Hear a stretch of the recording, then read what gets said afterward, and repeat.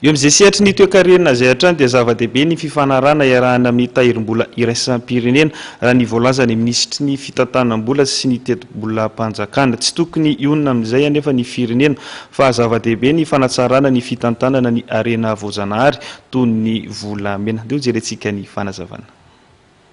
Fa eto zany a dia tsy maintsy ataontsika amin'izay a ny fifehezana na ny gestion des ressources naturelles. Lazaina foana ombenombeny hoe manan-karena Madagasikara fa ahoana ny fomba hitrandrahana araka ny tokony ho izy a zay arena amin'ny Madagasikara zay mba hahafahantsika miala tsikelikely zany a amin'ny fiankinana amin'ireo mpamatsy vola mahazatra. Dia amin'izao fotoana zao efa atomboko zany zavatra zany. Ohatra zao raha ampatsifoka anareo fotsiny nananganana le ataontsika hoe agence nationale de l'or na ny anor io agence de régulation izy io fa tao anatin'izay a ary décret no nananganana ireo structure maro samihafa zany ao anatin'ny filière or.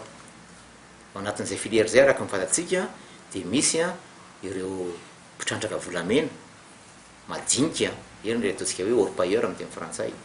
Misy ny collecteur mpanangona an'izay vokatra reny orpailleur reny. Ny tena tanjona zany a ao anatin'ny zavatra atao zay fananganan'izay structure zay a dia mba ahafahana mamantatra aloha hoe izavy a reo olona zay miasa ao anatin'ny filière or, mamantatra aloha. Dia faharoa mifehy azy ireo satria olona tokony andoha impôt zany rehefa olona miasa zany a mitrandraka karazana entreprise kely iny zany dia tokony andoha impôt ny olo-pirenena tsirairay avy. Azahoana mamantatra ozy a sy mifehy zany ary indrindraindrindra ezana mba ahamaty-anina an'ireo olona zay miasa ao anatin'ny filière or reny. Zay le ataontsika hoe professionnalisation. Misy ihany koa rehefa avy eo ary efa eo andalam-pananganana an'izay ny fanjakana tsy hoatsy a misy le atao hoe comptoir commercial.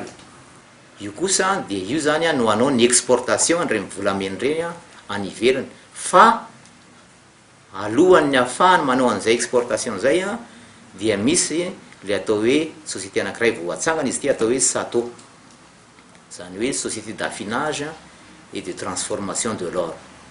Io zany a no manao an'ireny ataontsika hoe vovoka volamena reny a mba havadika ho laingo sy manao ny label hoe Madagasikara.